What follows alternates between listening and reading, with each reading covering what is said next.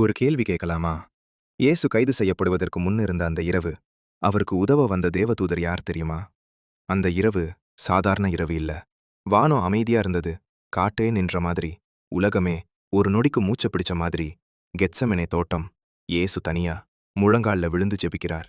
வியர்வை மட்டும் இல்ல, இரத்தத் துளிகள் போல நிலத்துல விழுது. அது பயம்னு நினைக்காதீங்க. அது உலகத்தோட பாவம் முழுக்க அவர் மேல வந்த சுமை. அவர் வானத்த நோக்கி சொல்றார், பிதாவே, இந்த பாத்திரம் என்னை விட்டு நீங்கட்டும். ஆனா என் சித்தமல்ல, உம்முடைய சித்தமே நடக்கட்டும். அந்த நொடியில வானத்திலிருந்து ஒரு ஒளி. ஒரு தேவதூதர் இறங்குறார். ஆனா கவனிங்க, அவர் யூதாச நிறுத்தல, படை நடத்தடுக்கல, சிலுவைய அகற்றல. அவர் வேற ஏதோ செய்ய வந்தார். அவர் இயேசுவின் அருகில் வந்து அவர ஆறுதல் அளிக்கிறார். அவருக்கு பலம் கொடுக்கிறார். தப்பிக்க அல்ல, தாங்கிக் கொள்ள. அதுக்கப்புறம் இயேசு எழுந்து நிற்கிறார். சிலுவைய நோக்கி நடந்தார். ஆனா அவர் ஒருபோதும் தனியா இல்ல. இதுல ஒரு ஆழமான உண்மை இருக்கு.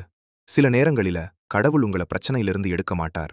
ஆனா அந்த பிரச்சனையிலேயே உங்களுக்கு பலம் தருவார். நீங்க இப்போ ஒரு கஷ்டத்துல இருக்கிறீங்களா? யாரும் இல்லைன்னு தோணுதா? நினைச்சுக்கோங்க. கடவுள் அமைதியா இருந்தாலும் அவர் உங்களோட இருக்கார். நீங்க இத நம்பினீங்கன்னா கமெண்ட்ல எழுதுங்க. ஆண்டவரே, நீங்க என்னோட இருக்கிறீங்க. இந்த மெசேஜ் வேற யாருக்காவது தேவைப்படும்னு நினைச்சீங்கன்னா ஷேர் பண்ணுங்க, லைக் பண்ணுங்க, ஃபாலோ பண்ணுங்க.